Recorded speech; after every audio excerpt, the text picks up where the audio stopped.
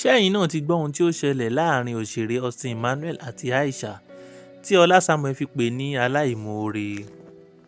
Ǹjẹ́ ti gbọ́ ohun tí ó ṣẹlẹ̀ sí òṣèré Musiliu àti ìyàwó rẹ̀ tí wọ́n fi pàdánù àwọn ìbejì wọn nínú oyún? Ǹjẹ́ ti gbọ́ ohun tí ó ṣẹlẹ̀ sí Lekan Olatunji lẹ́yìn ikú ìyàwó rẹ̀? Olúwa ló ṣèyí o, ẹnìkankan kọ́ o, Olúwa ló ṣèyí. Mo ti ní àdírẹ́sì tuntun, ẹ bá mi dúpẹ́. Olórin àgbáyé Adékúnlé Gold ló kígbe síta bẹ́ẹ̀ o. Èmi ni Donald Trump Ṣàngó Ọ̀tà tuntun, bẹ́ẹ̀ fẹ́ bẹ́ẹ̀ kọ̀, èmi ni. Portable ló kígbe síta. Ẹ̀yin èèyàn wa, ẹ wá nǹkan fìdílé kẹ́ gbọ́ kókó inú ìwé ìròyìn náà lẹ́kùnrẹ́rẹ́. Aláìmoore ni Aisha ládùúrú gbogbo ohun tí Austin Emmanuel ṣe fún un nígbà tí ó lówó lọ́wọ́ dáadáa. Ọlá Samuel kígbe síta bẹ́ẹ̀. Òṣèré onítíátà Ọlá Samuel ti sọ̀rọ̀ sókè nípa ọ̀rẹ́ rẹ̀ Aisha àti Austin Emmanuel.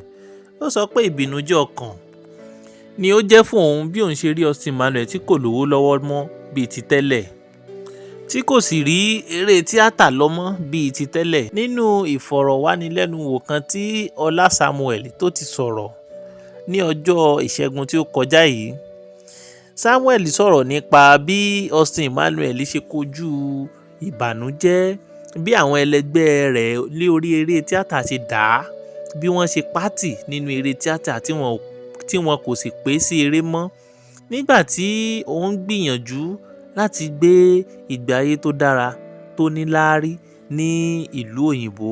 Samuel ó sọ̀rọ̀ jáde, ó ní Austin Emmanuel pinnu láti re ìrìn àjò lọ sí ìlú òyìnbó tí àwọn mákẹ́tà eléré orí ìtàgé tí wọ́n sì ṣe iṣẹ́ pé ó má lè lọ. Ó ní ṣùgbọ́n gbogbo àsìkò yìí òun kò fi sílẹ̀ gẹ́gẹ́ bí ọ̀rẹ́ rẹ̀, òun kò sì dá.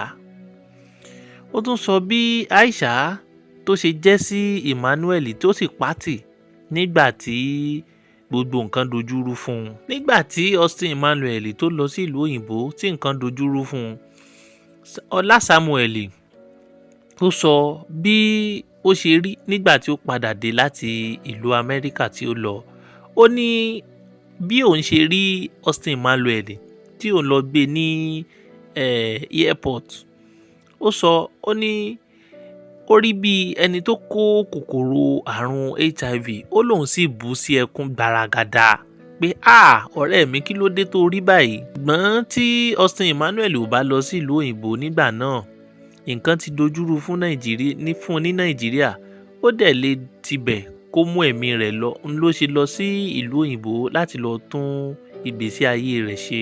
Nínú ìfọ̀rọ̀wánilẹ́nuwò náà, Samuel Ọlá gba àwọn olólùfẹ́ rẹ̀ àti àwọn eléré tíátà ẹgbẹ́ rẹ̀ níyànjú pé kí wọ́n túbọ̀ máa pe Austin Emmanuel sí iṣẹ́, kí wọ́n sì máa ṣe àtìlẹ́yìn fún un ní gbogbo ìgbà. Ṣé ẹ̀yin náà ti gbọ́ ohun tí ó ṣẹlẹ̀ sí òṣèré onítíátà Musiliu àti ìyàwó rẹ̀ tí wọ́n fi pàdánù àwọn ìbejì wọn nínú oyún? Gbajúmọ̀ òṣèré Musiliu tí gbogbo ènìyàn mọ̀ sí Jogun Omi ti kígbe síta bí ó ṣe pàdánù ìyàwó rẹ̀ tí ó lóyún ìbejì sínú. Ní àfikún, ó sọ àwọn ìṣòro tí ó kojú lẹ́yìn ikú ìyàwó rẹ̀.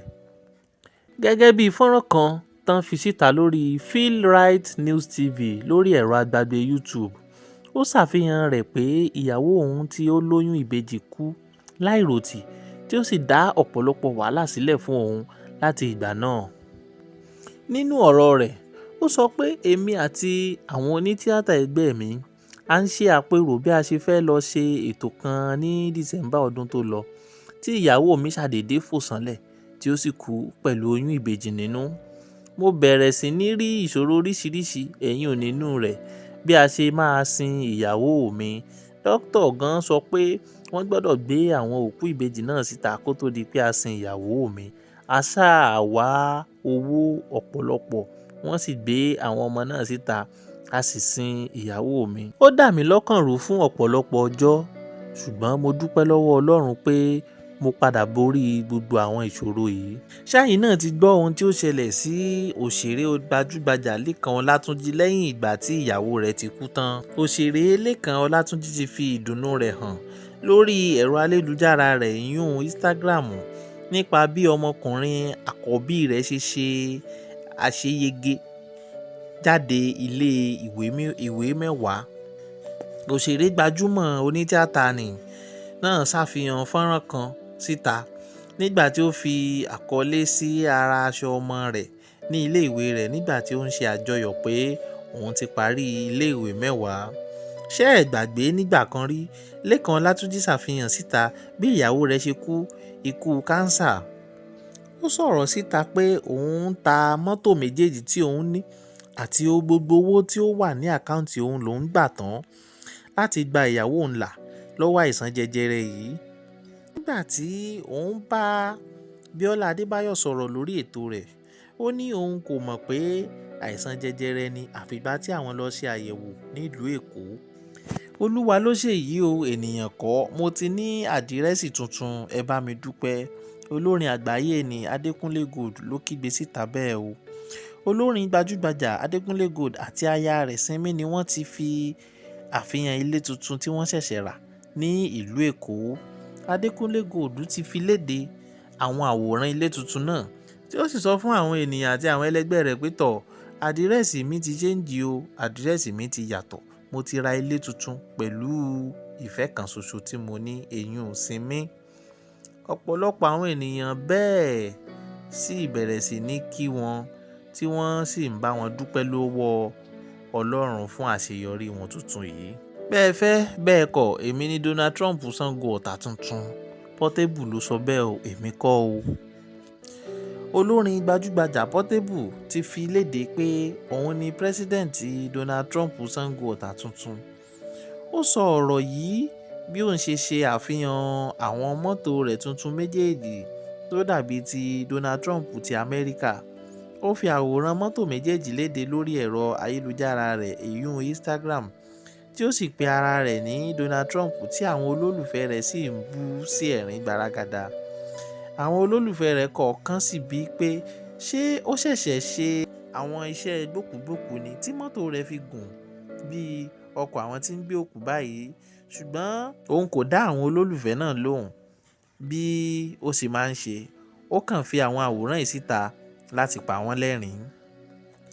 Gẹ́gẹ́ bẹ́ẹ̀, gbogbo wa láti mọ Portable bí ó ṣe máa ń ṣe, pé olórin tí ó kàn máa ń fẹ́ láti dá ìrùkèrùdò sílẹ̀ ní orí ẹ̀rọ ayélujára ni. Èèyàn wa, kó tó di pé ẹ lọ, ẹ jọ̀ọ́ ẹ bá wa tẹ subscribe button.